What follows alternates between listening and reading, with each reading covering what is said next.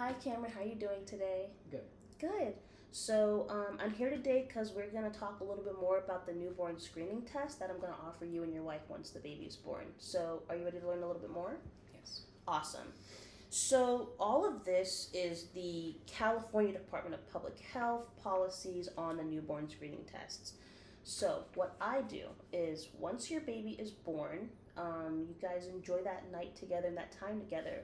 And then when I come back in for my first postpartum appointment, which is roughly like 24, no more than 48 hours after the baby's born, we come in, we'll check weight, and we'll do a newborn test if we didn't do it at the birth, and then we're going to do the newborn screening test.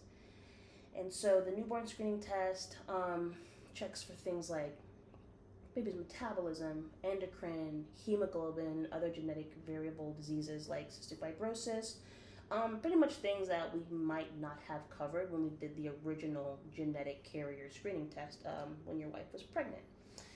So essentially the time frame for this is 12 hours to 6 days. Like I said, I'm going to come and do it for the first postpartum appointment. If for any reason there was some sort of variable where your wife had to go to the hospital or anything like that, obviously the time might be delayed, but it wouldn't be any more than 6 days. But typically, first postpartum, 24 hours later, that's when I'm going to come in and do the screening test. So how I do it is I use these little baby lances right here, and instead of using a needle, it's going to do like a little swipe, which is I think a little more humane than a needle in your baby. And we're going to do it in your baby's heel. And what we're going to do first is make sure your baby is nice and comfortable, preferably breastfeeding, just happy. We want the baby in a happy demeanor and busy. So breastfeeding typically works. And then I'm going to warm the baby's foot. We're going to make sure the baby's nice and warm because we want the blood running really, really nice and smoothly.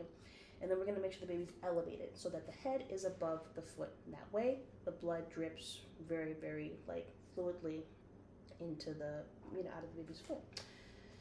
And so we're going to do that little slice, and then I'm going to give a nice little squeeze on your baby's foot. And I use this paper. This is the California Newborn Screening Test Request Form. We fill out all your information there, your mother, your wife's, your baby's. And this page is where we collect the little blood samples. We're going to fill in the whole entire circles. These are the different types of screenings that it does. These are double confirmations, and that's it.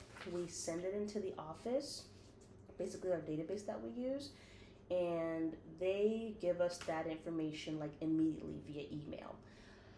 If for some reason one of the results came back positive, they're going to let us know immediately, and then we are going to call you, because information like that is very, very sensitive, and so we want to make sure that you're hearing that information from us, okay? So, and I know that a lot of parents are concerned. One of the things we also do is the vitamin K. That's usually a shot in the hospital. I offer the shot, and I also offer drops.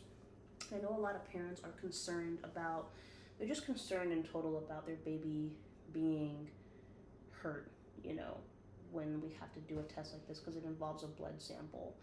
And what I try to do is make sure that you know that it's extremely important that this test is done. We want to make sure that if there's anything going on with your baby, especially the hemoglobin, because I know that your wife had anemia in the beginning of her pregnancy, we just want to make sure that anything that the baby might possibly have is caught as early as possible, because early prevention, early treatment, it's going to give your baby a better chance of life, longevity, and reduce the risks of possible death. There are also other variables like religious preferences. Maybe you have a religion or your culture doesn't want you to have tests like this. I respect that completely. I just want to make sure that you have the right information, that you know the statistics of risks, and the different things that could benefit. The benefit definitely outweighs the risks here. Insurance is covering most of this.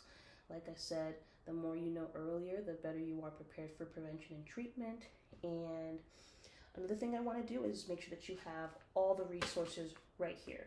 So take this pamphlet. This is going to have everything that you need to know about the why, the how, the what, You can read a little bit more about the different genetic diseases that we check for. And if you have any questions at all, you're more than welcome to call me. And that's it. Is there anything else you wanted to talk about? No, thank you for the information. You're very welcome. Have a great day.